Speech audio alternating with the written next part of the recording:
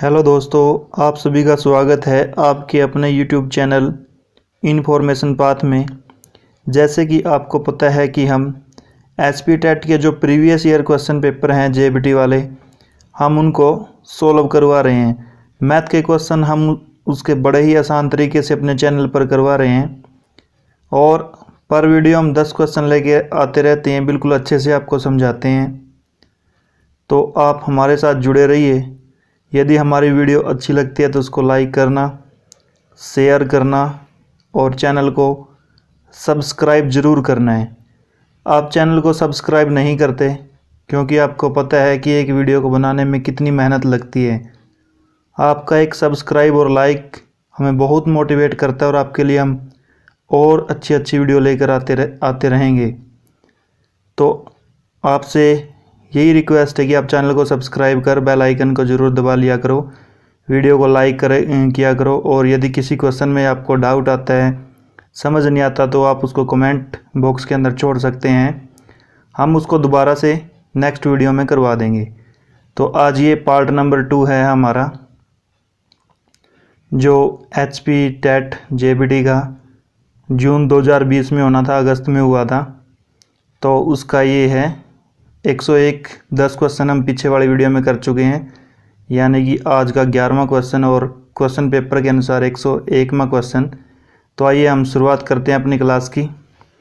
तो 225% का मान बराबर है, ये आपने बताना है। ये क्वेश्चन नेक्स्ट जो नवंबर 2020 में आपका एग्ज़ाम हुआ उसके अंदर भी रिपीट हुआ है।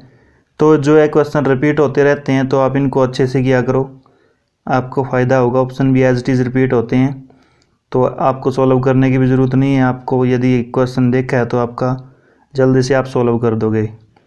तो 225% का मान बताना हमने कितने के बराबर होगा। 225% यानी कि 225/100% का नाम का 100 हो गया। तो 25 चौका 100 होता है, 25 निमा 225 होते हैं।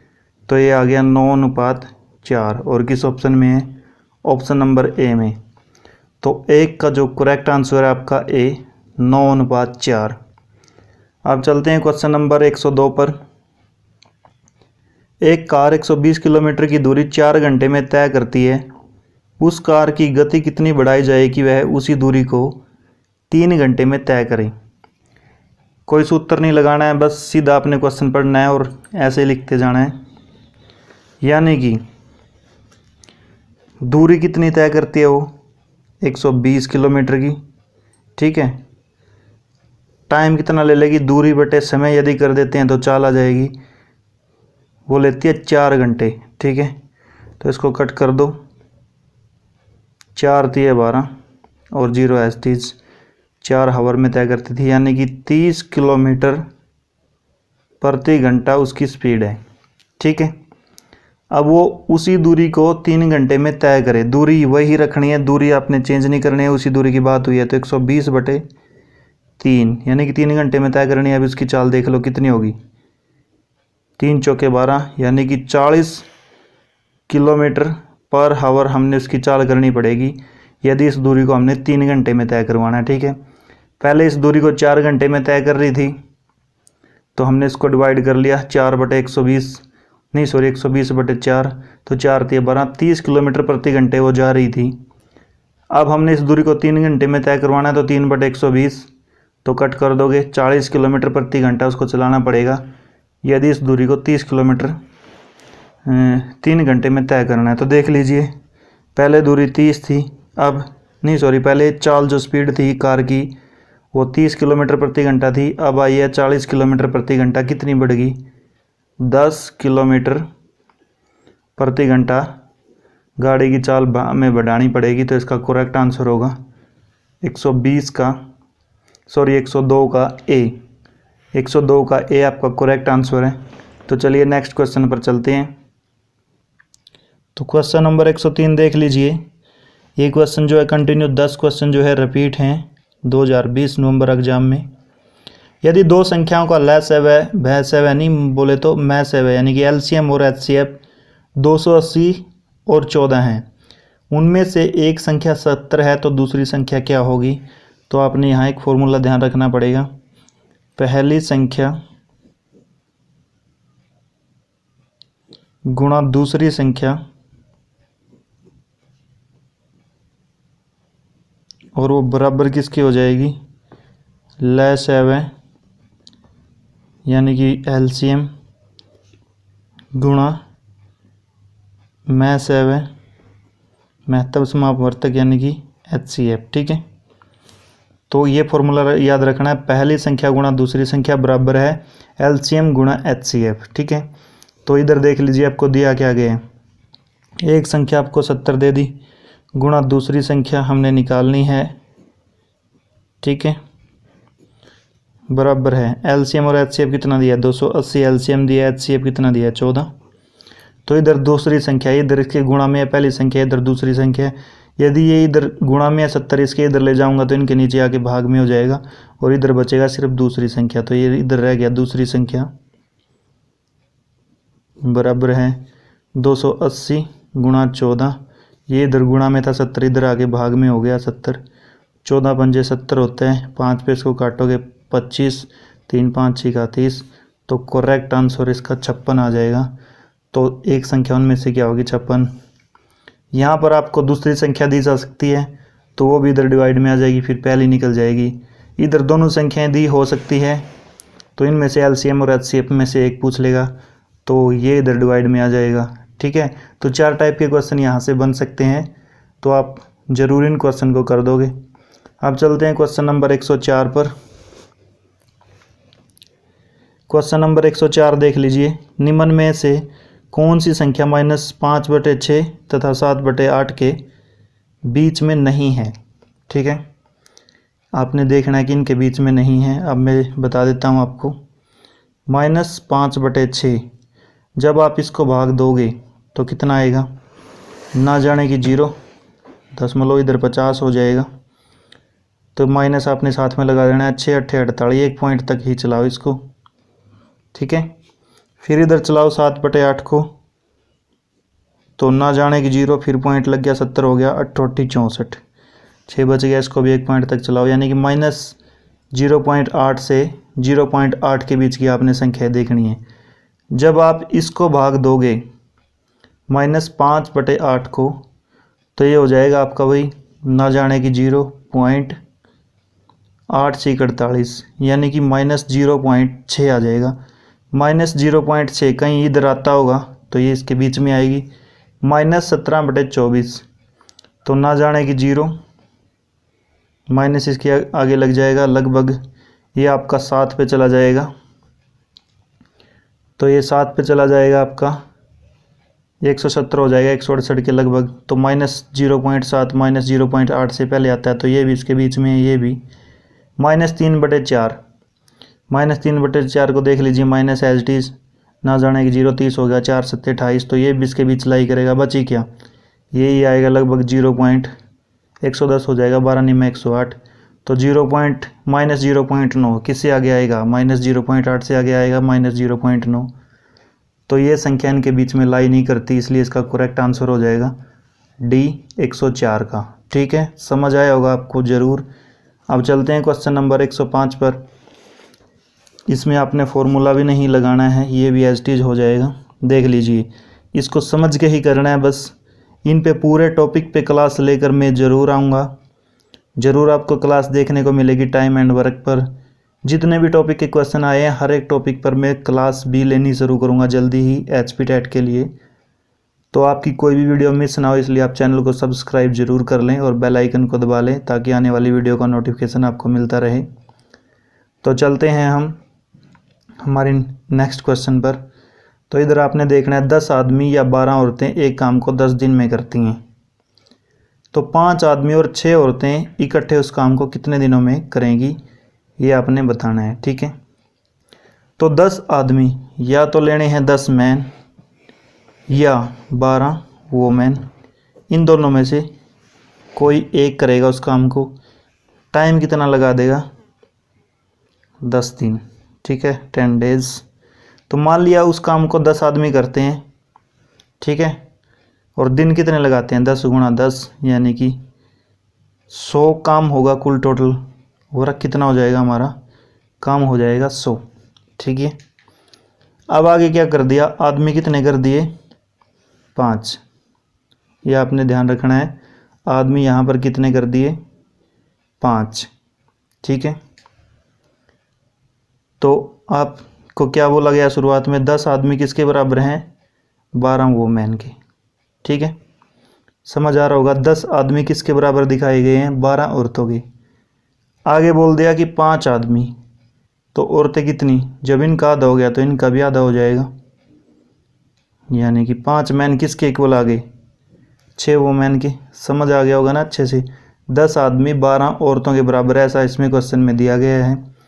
तो मैं इसका आधा करूँगा, 10 आदमियों का आधा हो जाएगा 5 आदमी, तो औरतें भी कितनी हो जाएगी? 12 का आधा 6, यानी कि 5 आदमी 6 औरतों के बराबर हैं। ठीक है, तो देख लीजिए यहाँ से 5 man is equal to 6 women, यानी कि 5 आदमी 6 औरतों के बराबर आ गए। ठीक है, यही स्टेटमेंट हमने दी है, 5 आदमी और 6 औरतें। अब दोनों और का मतलब हो गया जोड़, यानी कि 5 मैन प्लस 6 वुमेन। उस काम को कितने दिनों में करेंगे? काम कितना दिया है? 100 कुल। काम हमने इधर निकाला था, यानी कि काम करना है 100। अब देख लीजिए 5 मैन की वैल्यू कितनी है? हम इन सभी को किस में कन्वर्ट कर लेते हैं? मैन में ही कन्वर्ट कर लेते हैं पूरी इक्वेशन को। तो 5 मैन इधर है, 6 वुमेन। 6 वुमेन किसके इक्वल आई हैं? 5 मैन के। तो वैल्यू पुट कर लीजिए, 5 मैन प्लस 5 मैन, काम कितना हो गया? 10। ठीक है, यहाँ से हो जाएगा 10, यानी कि इक्वल टू 100। तो हमने निकालना है डेज। डेज होता है टोटल वर्क डिवाइड अपॉन कुल आदमियों की संख्या, यानी कि 10 है। यानी कि दिन यदि निकालने हैं तो कुल काम बटे कुल आदमी या वोमेन या वर्कर।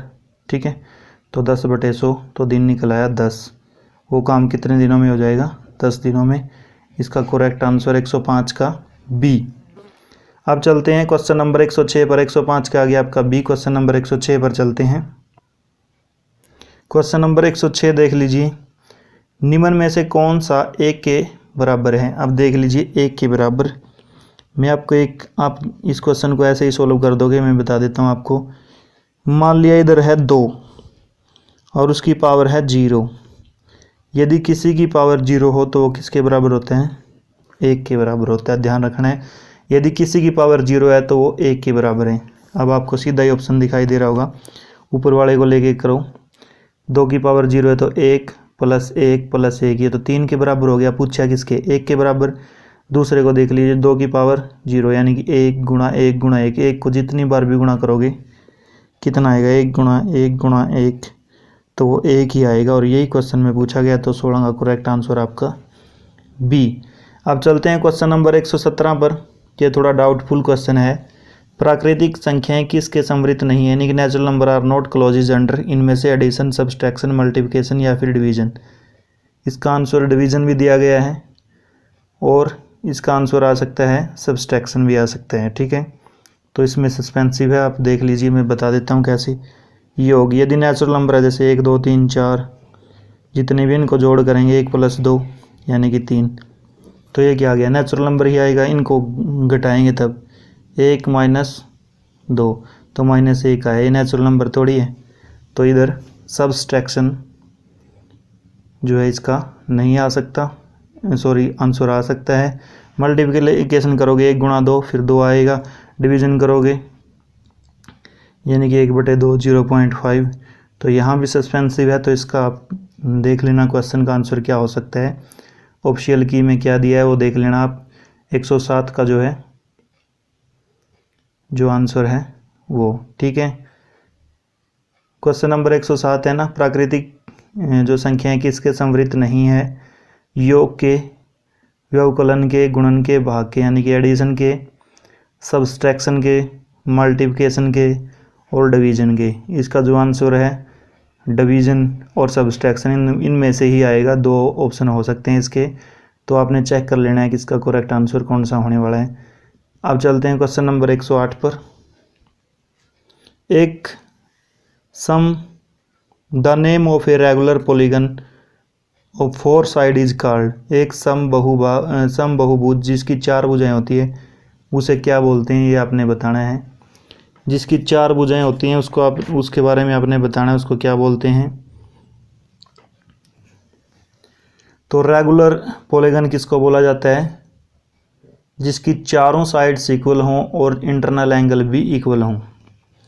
रेगुलर पॉलीगन में बता देता हूँ किसको बोला जाता है, जिसकी चारों साइड इक्वल हों। ये भी, ये चारों साइड जिसकी समान हो, इंटरनल एंगल अंदर वाले एंगल यानी कि 90 के हैं, ये भी इक्वल हैं, इसकी साइड्स भी इक्वल हैं। तो ऐसी कौन सी होती है? स्क्वायर, वर्ग जिसको बोलते हैं। क्वेश्चन नंबर 108 का डी, वर्ग स्क्वायर। अब आपने बताना है निम्न में से किस संख्या का वर्ग विषम संख्या होगा। विषम संख्या किसका वर्ग होगा ये आपने बताना है। यानी कि किसी संख्या को जब हम वर्ग बोलते हैं यानी कि उसी संख्या को 2 बार गुणा करना। जैसे 431 गुणा 431, इसका जो वर्ग आएगा वो हमने बताना है विषम होगा या सम, ऐसा देखना है। तो देख लीजिए, इधर से आपने कुछ नहीं करना, पीछे वाले अंक चेक कर लेने हैं। जब पीछे वाला अंक इसका भी 1 है इसका भी 1 है यानी कि 1 गुणा 1, तो इनका जो वर्ग आएगा वो एक विषम संख्या ही आएगा। 1 पीछे से 1 होगा, एक विषम संख्या होती है। 6 का करोगे, 6 देख लो पीछे, 6 6 36, तो 6 सम संख्या आएगी पीछे। 8 8 64, 8 8 64, तो फिर 4 आएगा पीछे से, वो भी एक सम संख्या। और चौक चौक 16, इसका 6 आएगा, वो भी एक सम संख्या है।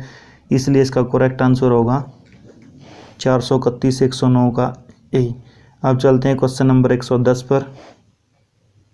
क्वेश्चन नंबर 110 आज की वीडियो का लास्ट क्वेश्चन है, जो निम्न में से सबसे छोटी संख्या कौन सी है जिसे 1300 में जोड़ने पर एक पूर्ण वर्ग संख्या बन जाएगी। अब 66, 68, 64, 69, तो ये बन जाएगी। आपने 50 तक के वर्ग जो है ध्यान कर लेने हैं, 50 तक के वर्ग से ही क्वेश्चन आता है। तो इसमें 1300 में जब मैं 69 जोड़ दूंगा ये, तो ये बन जाएगा 1369। और ये किसका वर्ग होता है? ये 37 का वर्ग होता है। यानी 37 गुणा 37 यदि आप करते हैं तो वो आ जाएगा 1369। तो इसका करेक्ट आंसर हो जाएगा आपका डी, पूर्ण वर्ग संख्या बन जाएगी। तो आशा है कि जो हमने क्वेश्चन करवाए आपको समझ में आए होंगे। यदि आपको समझ में आए हैं तो आप वीडियो को लाइक करो, शेयर करो और चैनल को सब्सक्राइब कर बेल आइकन को दबाओ। स्टूडेंट ने जो है चैनल को सब्सक्राइब नहीं किया है तो सब्सक्राइब ज़रूर करो, लाइक करो, हमें मोटिवेट मिलता है। हम आपके लिए अच्छे अच्छे और क्वेश्चन लेके आते रहेंगे जो आने वाले एग्ज़ाम के लिए आपके बेहतर होंगे। हो सकता है वो क्वेश्चन भी आ जाएं, नहीं आए तो उन जैसे क्वेश्चन आएंगे आप आसानी से कर दोगे। वही ट्रिक, वही फार्मूला उनके अंदर यूज होगा। तो इसलिए आप चैनल को सब्सक्राइब ज़रूर कर लें ताकि आने वाली वीडियो का नोटिफिकेशन आपको मिलता रहे। तो मिलते हैं नेक्स्ट वीडियो में, तभी तक सभी अच्छे से तैयारी करते रहें और अपना ध्यान रखें। तो मिलते हैं नेक्स्ट वीडियो में।